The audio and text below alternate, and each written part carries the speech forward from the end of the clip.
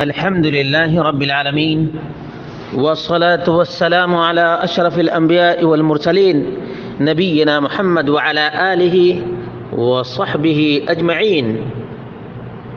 قال الله تعالى: يا أيها الذين آمنوا إن جاءكم فاسق بنبأ فتبينوا. وقال النبي صلى الله عليه وسلم: من كذب علی متعمدا فلیتبوأ مقعده من النار. برادران اسلام، دینی اور ملی بھائیوں، دوستوں اور ساتھیوں، یہ ماہ مبارک رمضان کا مہینہ ہے اور اس مہینے میں بہت سے اچھے کام بھی ہوتے ہیں اور کچھ نبی کے نام پر نبی کی طرف منسوب کر کے غلط روایات بھی بیان کی جاتی ہیں، اور انہی روایات میں سے ایک یہ ہے کہ ایام رمضان کے لیے خاص دعائیں کرتے ہیں، خاص دعائیں، جبکہ اس ماہ مبارک کو 3 دہائیوں میں تقسیم کرتے ہیں۔ پہلا جو عشرہ ہے اس کو رحمت، دوسرا عشرہ مغفرت اور تیسرا عشرہ نجات، عتق من النار۔ کیا اس طرح سے رمضان کے مہینے کو 3 حصوں میں تقسیم کرنا صحیح ہے؟ پہلے اس کا جائزہ لے لیتے ہیں۔ چنانچہ بیان کرنے والے بیان کرتے ہیں کہ وَهُوَ شَهْرٌ أَوَّلُهُ رَحْمَةٌ وَوَسَطُهُ مَغْفِرَةٌ وَآخِرُهُ عِتْقٌ مِّنَ النَّارِ۔ آپ کو معلوم ہونا چاہیے کہ یہ روایت نہایت ہی منکر ہے، ناقابل قبول ہے اور ناقابل استدلال بھی ہے اور ناقابل عمل بھی ہے۔ کیوں؟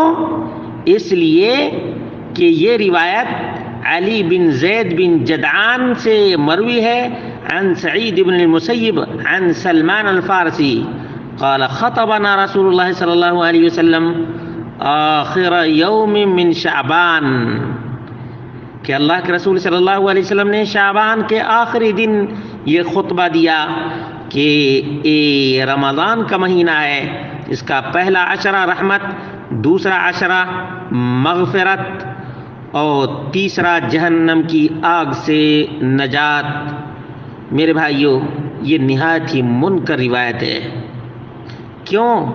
کیونکہ اس میں علی بن زید بن جدعان ہے، فَإِنَّهُ ضعیف كما قال احمد وغیرہ، امام احمد نے اور دیگر ائمہ نے اس کو ضعیف قرار دیا ہے، اور امام ابن خزیمہ نے اس کو روایت کیا ہے اور کہا لا احتج بہ لسوء حفظہ، اس کا حافظہ اتنا برا ہے، اتنا برا ہے کہ یہ ناقابل حجت بن گیا ہے۔ جب یہ 3 حصے رمضان مبارک کے کرنا درست نہیں ہے تو کیا تینوں عشرہ کے لیے الگ الگ دعائیں، جیسا کہ اس پوسٹ میں الگ الگ دعائیں بیان کی گئی ہیں، پہلا عشرہ رحمت، رب اغفر وارحم وانت خیر الراحمین، یقیناً یہ دعا کر سکتے ہیں، جب چاہیں تب کر سکتے ہیں، بالکل اچھی دعا ہے، بہترین دعا ہے، بہترین اس کے معانی ہیں، لیکن کیا مطلب اس کو پہلے عشرہ کے لیے خاص کرنا چاہیے؟ خاص کرنے کے لیے دلیل چاہیے محمد مصطفیٰ سے کہ نبی اکرم صلی اللہ علیہ وسلم نے پہلے عشرے میں یہ دعا کی ہے، اس کی کوئی دلیل نہیں۔ مسلمانوں، اللہ رب العالمین نے تم کو کہا ہے کہ جب بھی تم کو کوئی خبر ملے اس کی تحقیق کر لیا کرو۔ تحقیق نہ کرنے کا نتیجہ ہے کہ ایسی روایتیں ہمارے سماج اور ہمارے معاشرے میں بالکل پھیلی ہوئی ہیں۔ دوسرے عشرہ کی جو دعا بیان کی جاتی ہے وہ جانتے ہیں کون سی؟ استغفر اللہ ربی من کل ذنب واتوب الیہ۔ یہ دعا بھی بہت اچھی ہے، اس میں کوئی شک نہیں، لیکن کیا رسول اللہ صلی اللہ علیہ وسلم سے دوسرے عشرے میں یہ دعا پڑھنا ثابت ہے؟ نہیں۔ کوئی دلیل نہیں، کوئی ثبوت نہیں، کوئی برہان نہیں، کوئی پروف نہیں ہے۔ اس لیے مسلمانوں ہوشیار رہو، اس مہینے کا تقسیم نہ کرو، ویسے جتنی دعائیں چاہو، رمضان کا برکت والا مہینہ ہے، خوب دعائیں کرو، خوب دعائیں کرو، بغیر کسی تخصیص کے، بغیر کسی تعیین کے۔ اسی طرح سے تیسرا عشرہ نجات کا، اللہم انک عفو تحب العفو فاعف عنا، بالکل صحیح ہے، دعا کر سکتے ہیں، دعا کریں، اس میں کوئی شک نہیں، لیکن آپ اس کو 3 حصوں میں تقسیم نہ کریں، اور اس دعا کو صرف اسی کے لیے خاص نہ کریں، بلکہ دعائیں کرتے رہیں، خوب دعائیں کریں۔ آپ جانتے ہیں کہ اس میں جو تقسیم کی گئی ہے یہ بڑے ہی عیب کی بات ہے، افسوس کی بات ہے کہ اللہ کے رسول صلی اللہ علیہ وسلم نے ان چیزوں کو خاص نہیں کیا، 3 حصوں میں ڈیوائیڈ نہیں کیا، تقسیم نہیں کیا، اور ہم کر رہے ہیں۔ تو کیا ہم اپنے نبی سے آگے نہیں تجاوز کر رہے ہیں؟ اپنے نبی سے اوور نہیں جا رہے ہیں؟ مسلمانوں بات سمجھنے کی کوشش کرو کہ کون سی بات ہمیں نبی کی طرف منسوب کرنا چاہیے اور کس بات کی نسبت اللہ اس کے رسول کی طرف کرنی چاہیے اور کن باتوں کی نہیں کرنی چاہیے۔ یہ بات جاننا بہت ہی ضروری ہے۔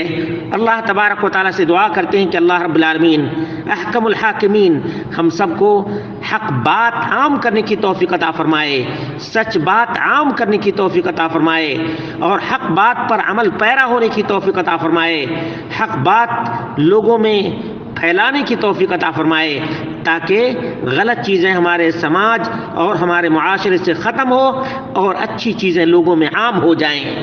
خاص طور سے توحید کی باتیں، توحید کے لیے نبی اکرم صلی اللہ علیہ وسلم نے رات دن کوششیں کی، اور اسی طرح سے نبی کریم صلی اللہ علیہ وسلم کی اتباع اور آپ کی پیروی، جس میں نجات ہے، کامیابی ہے، فوز ہے، فلاح ہے۔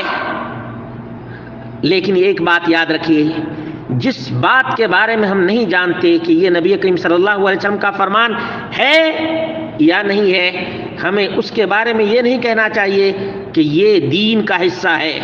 دین صرف اور صرف وہی ہے جس کو اللہ رب العالمین نے قرآن کریم کے اندر بیان کیا ہے، اور جس کو محمد مصطفیٰ صلی اللہ علیہ وسلم نے اپنی عملی، قولی اور تقریری سنت کے ذریعے سے بیان کیا ہے۔